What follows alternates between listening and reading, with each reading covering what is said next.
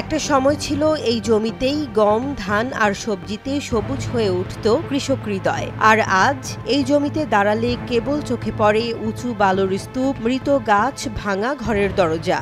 এই জায়গাটা ক্ষতিগ্রস্ত হয়েছে, জায়গাটা আগে ক্ষতিগ্রস্ত করতো বা আমরা ক্ষতিগ্রস্ত করিয়া খাইতাম গরিব মানুষ। মৌলভীবাজারের মনু নদীর খনন শেষে যে বালু তোলা হয়েছিল তা বছরের পর বছর ধরে ফেলে রাখা হয়েছে ফসলি জমি আর বসতবাড়ির ওপর। এতে ক্ষতিগ্রস্ত হচ্ছেন সাধারণ মানুষ, মারা যাচ্ছে গাছপালা, ধ্বংস হচ্ছে কৃষি জমি আর ঘরবাড়ি হচ্ছে বাসের অযোগ্য। যে বালু আছে, বালুর লাগে ফসল করতে পারি নাই, ফসলের ক্ষতি হয়। যে গাছ আছে, গাছগুলো ক্ষতি হয়। আর এখান দিয়া যে আনাজ টানাজ রইতাম তাও ক্ষতি হয়। 2022 সালের ডিসেম্বরে মেসার্স ইউনাইটেড ব্রাদার্স নামে এক ঠিকাদারি প্রতিষ্ঠান 1 বছরের জন্য মনু নদীর খননকৃত বালুর স্তূপ লিজ নেয়। ঠিকাদার প্রতিষ্ঠানটি চুক্তি অনুযায়ী অর্থ পরিশোধ করেনি এবং নির্ধারিত সময় পার হয়ে যাওয়ার পরও বালু সরায়নি। আমরা বাড়িতে বালু রাখার জন্য একটা ব্যবস্থা দেওয়া হয়েছে, কারণে দিকে মানুষ আইয়া হুমকি দামকি মারে আসি। হুমকির কারণে আমরা বাড়ি থেকে বাড়িতে পারি না, একটুখানি বয় লাগে যায়। এরপর ওই বালু আবারও মুহিবুর রহমান নামে এক ব্যক্তিকে লিজ দেওয়া হয়। তিনি কিছুটা সরালেও এখনো প্রায় 1,60,000 ঘনফুট বালু জমিতে রয়ে গেছে। বিভিন্ন ধরনের হুমকি দামকি দেয়, রেজাল্ট করে নানান অভিযোগ। এতে আশপাশের 700-র বেশি সুপারি ও আকাশি গাছ মারা গেছে। জমির মালিক কৃষক আসাদুর রহমান রুহেল প্রশাসনের কাছে গিয়েছিলেন বারবার, কিন্তু অভিযোগের জবাব ছিল চরম তাচ্ছিল্যে ভরা। আমার এই বালুর কারণে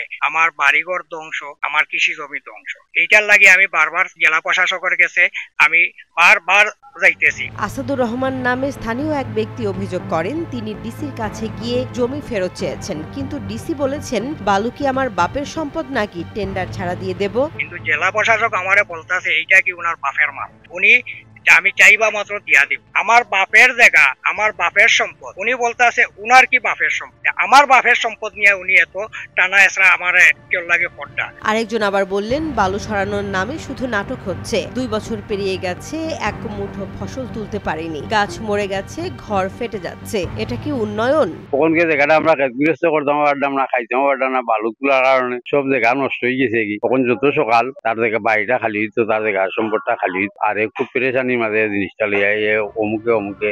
সদর উপজেলা নির্বাহী কর্মকর্তা জানিয়েছেন এখনো কোনো চূড়ান্ত সিদ্ধান্ত হয়নি। পানি উন্নয়ন বোর্ড বলছে বিষয়টি এখন জেলা প্রশাসনের হাতে। না এখনো কোনো আইনগত ব্যবস্থা নেওয়া হয়নি, এই বিষয়ে এখনো কোনো সিদ্ধান্ত হয়নি। ঠিকাদারের সাথে তার ওই ব্যক্তির মালিকানা ডিট থাকে, ডিটটা আমার কাছে নিয়ে আসলে আমি চেষ্টা করবো। যেহেতু কাজটা এখন বর্তমানে শেষ হয়ে গেছে, যদি আমার ঠিকাদারের কাছে সিকিউরিটি আমার কাছে পাওয়া থাকে আমি ইনশাআল্লাহ চেষ্টা করবো ওখান থেকে তার ক্ষতিপূরণ দেওয়ার। এদিকে বারবার যোগাযোগের পরও জেলা প্রশাসক মোহাম্মদ ইসমাইল হোসেনকে পাওয়া যায়নি। বালুর জায়গা দিয়ে তো অপরাধ করছে, বালু তার না বাড়িঘর ধ্বংস হয়েছে। বালু পড়ে আছে সরকারি খাস জমিতে নয়, একজন সাধারণ নাগরিকের পৈতৃক কৃষি জমিতে, যেখানে ফসল ফলিয়ে চলতো তার জীবন।